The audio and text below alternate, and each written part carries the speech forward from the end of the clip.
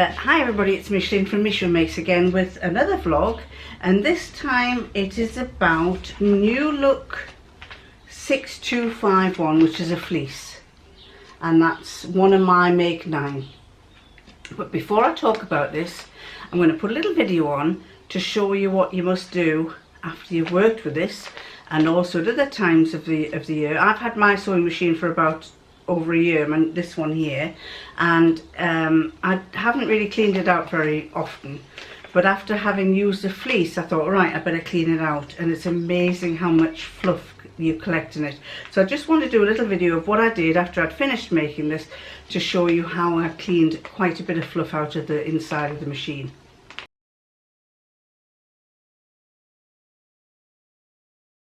So this is the bottom spool with the plate removed, the throat plate as they call it, and you can see all the fluff.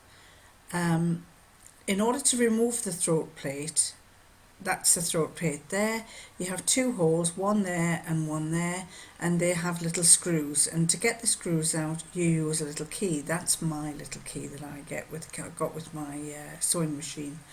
It's a bit awkward to use, and it's especially as you get older you haven't got as nimble a hand to turn the screws, but it's worth trying to undo them, and then you can see all the fluff there. Now if you can't get the screw to come out, use a bit of WD-40. I'm not sure what you call it in America, but it's that's quite handy stuff to loosen a screw up a little bit. You can see these are the places where the fluff gathers, and there are moving parts there, and if you don't clean these bits of fluff out, the bits of fluff can get into the moving parts, and eventually you will find that your machine won't work anymore. That blue bit just under where the zipper foot is lying there, that is actually a felt pad that's specially there to allow a bit of padding between the throat plate and the bottom spool, the thread spool. I'm trying to clean out the fluff. You can see how big that. You need to find something like a pair of tweezers or pliers, or I've tried it with a piece of aluminium that I had, to try and hook out as much of the fluff as you can. This one didn't work very well, so I then in a few seconds I went back to the pliers, and these pointy pliers, the rounded nose ones, they're not very good, but basically you've got to try and get as far down as I've basically speeded this up to show you so you're not bored too much by it, but you even down the little edges you've got to try and get as much.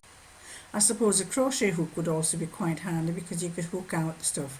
Now I'm lifting out this centre part which is applicable on this particular machine, and you can see, look at that amount of fluff there would get caught in your bottom spool, could cause your bottom spool to stop working, and then you take it to the machine shop. They will charge you, so God knows how much they'll charge you, and this is exactly what he'll do. He'll just de-fluff it, he'll clean it out, and he'll probably find that probably put a spot of oil here and there where necessary. That is quite a lot of dust, of fluff and dust that can get into the workings and can jam it up. So it always pays to clean that out as often as you can.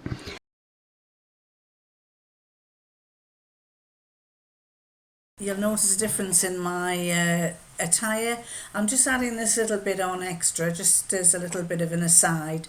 My father was a watchmaker when he was alive, and a French watchmaker, and he used to repair watches, and the customers would come in with their watches and they'd say, "Mr. Dussart, my watch isn't going, could you have a look at it?"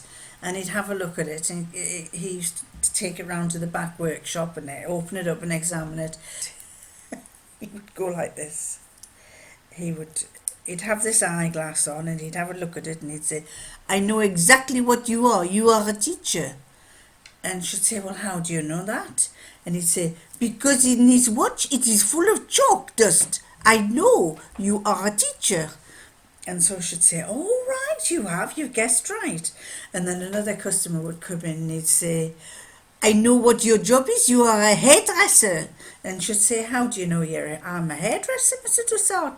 Because it is full of hair, full of little pieces of hair inside it.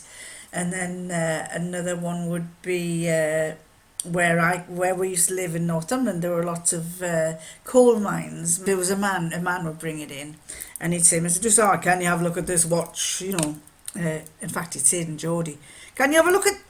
How would he say it? Mr. Dussart. No, how would he say it? Oh, Mr. Dussart, can you have a look at this watch, like? Mr. Dussart, can you have a look at this watch, like? It's not gone. It's not gone. There's something wrong with it. So he would open it up and he'd look inside and he'd say, I know that you work down the pit. And the man would say, why, Mr. Dussart, how do you know that? And he'd say, because it is full of coal dust inside the watch. You work down the pit and you must take your watch with you. And they would say, way, I never knew you knew that, Mr. Dussart. So he was able to... and another one was, I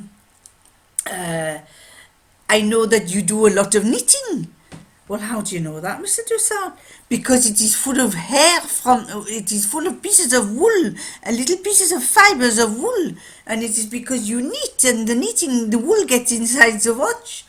And there was one time somebody came in, and they said, Mr. Dussart, there's something wrong with this watch. You've just cleaned it, and there's something wrong. And I paid all that money, and I'm not putting. I want it fixed. And he went back and looked at it, and he came. Oh, in fact, he opened it, and I was there, and he opened it up in front of them, and he said, "Smell that, smell that," and he held it to them. Smell that, and they said, "It smells of wee. It smells of pee." They said it smells of pee. He says, "You've had it down the toilet, and you tell me it is my fault." And so, well, I didn't know that. Mr. Dussart must have been war kids dropped it in the toilet.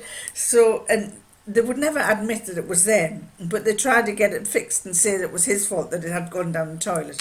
But he could always prove them wrong. So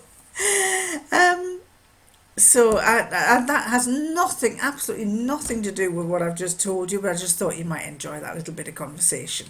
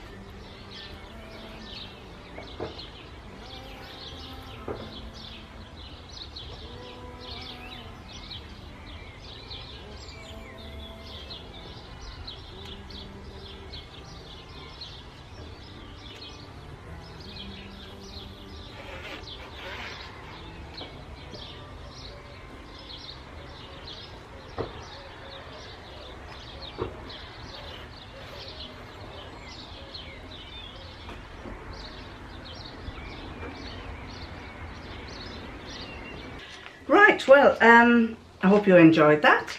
This New Look 6251 was a fleece, and I did it. I had intended doing a completely different colour. I was going to do a black, which is, as you know, is my favourite colour. But instead I ended up with a fuchsia pink fabric, which I thought I'd try, and the white zips. And I like the pattern, but I would make a few changes. What did I like about it? I liked the idea of the fleece. I enjoyed sewing with fleece. I thought it was rather nice, and in fact it doesn't say whether it's easy, intermediate or advanced. I found it more or less straightforward except for the front zip pockets, and I don't know that I liked the way that they described the process for that. And I think if I made it again, I don't know that I'd put the zip pockets the way that they described it. I think I'd do it slightly different. I will make this pattern again, but I found the instructions on the zips was a little bit annoying. I did like that one on that one, the pattern on there on the girls, but what she's actually wearing, I don't know if you can see, is it focused? Come on, focus in. Hers is actually like got a binding round the zip. This is actually a spotted binding, and I quite like that, whereas mine was just the white zip, a bit like the way the man's is. It was just a white zip, and I just didn't like the way that was. And so the other thing that I didn't like was when I came to doing the zip, it tells you to buy a 24-inch separating zipper. So I bought a 24-inch separating zipper like it said. And then I'm going through all the process of following the instructions, doing it all exactly the way it says, and then it comes up with this. Right, how you've almost got the zip in, you're about to put the zip in, and then it says this.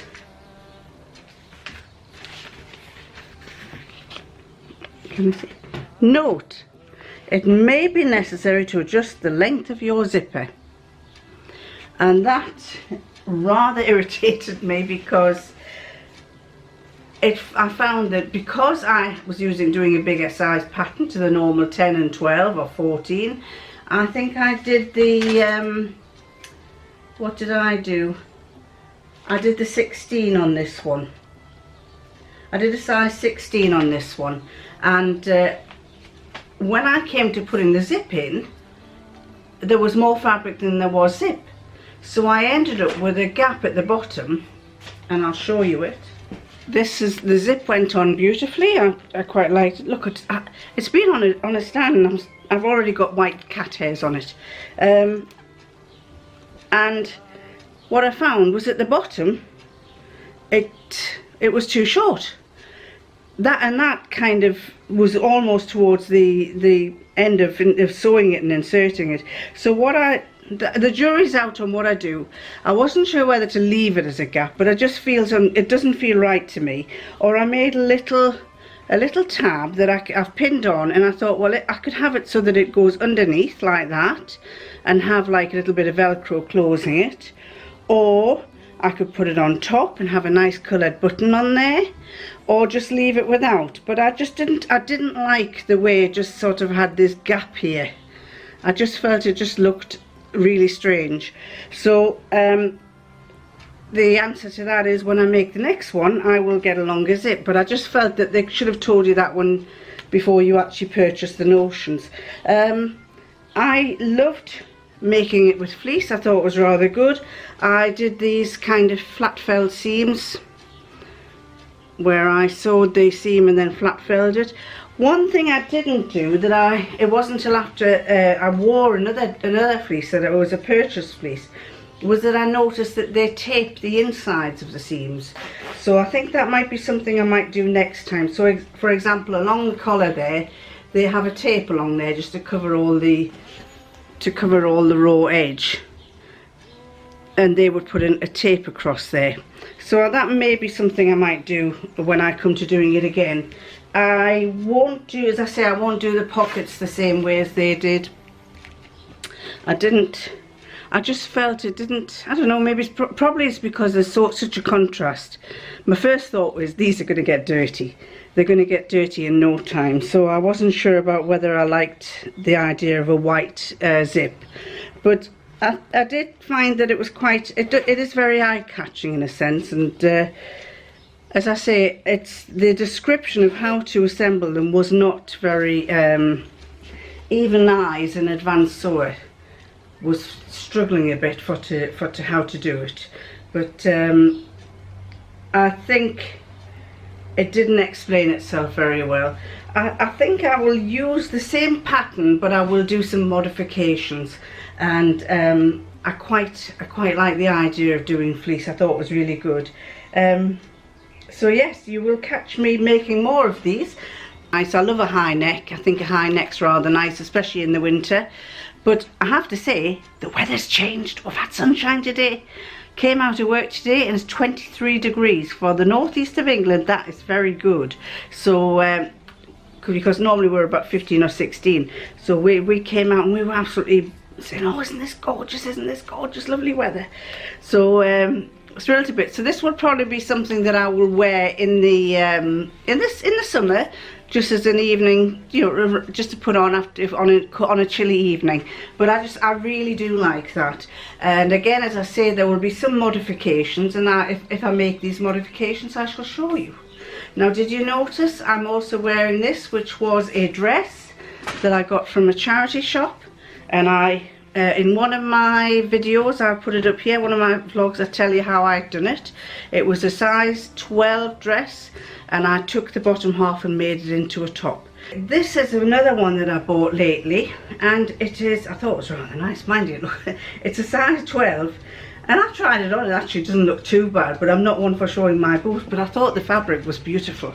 So I think that will be made into another t-shirt, a long sleeve t-shirt.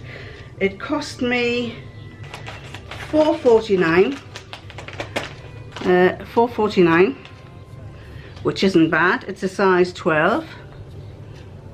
Can you see that? It cost $4.49. It's a size 12, and it's a Joanna Hope, which is anyone who watches QVC. If you do watch QVC, she's very popular with her beautiful clothes, and so I thought that is going to make a lovely long sleeved t-shirt. So I shall do a vlog on that when I get round to doing it. Another thing I wanted to show you, if I can get my cat off here. See, she's sitting on the pattern. Another thing is this. Can I just move that, sweetie pie? Yes. And this is a free pattern that I downloaded from the internet. And let's get this right. This is a free pattern that I downloaded from the internet, and I had a spare piece of it's like a brownish fleece. You've got and covered this in white hairs. Black cats, you don't see the fur. White cats, everywhere you look, everything you go near, the white cat rubs against you and you get fur on it. See? So anyway, this is a free pattern that I found for a barrette, and it was actually a little bit on the big side. I've since downloaded instructions to make your own barrette with your own hat measurements.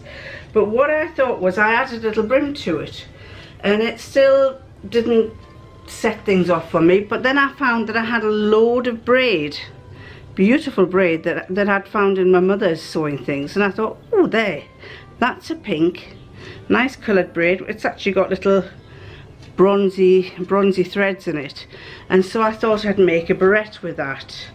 I thought I'd use that as a border, as a little trimming around it, and I was quite impressed by it. I thought it was rather nice. So this is my hat that I shall wear with my any coat, not necessarily the fleece, but with any coat, to go out in the winter next year. And this is my hat. There you go. You could wear it like that, have it really up like that, or you could push it down. You can do whatever you like. You could have it over on one side if you're a one-sider. You could have it up there, round, you name it, you can do with it. And I just think it's really, really nice. So that was made with just a spare piece of fleece. Sorry about the noise in the background. We've got a plane taking off in the distance, and it is quite loud. Sorry. Golly, listen to it. It's firing up, ready to take off.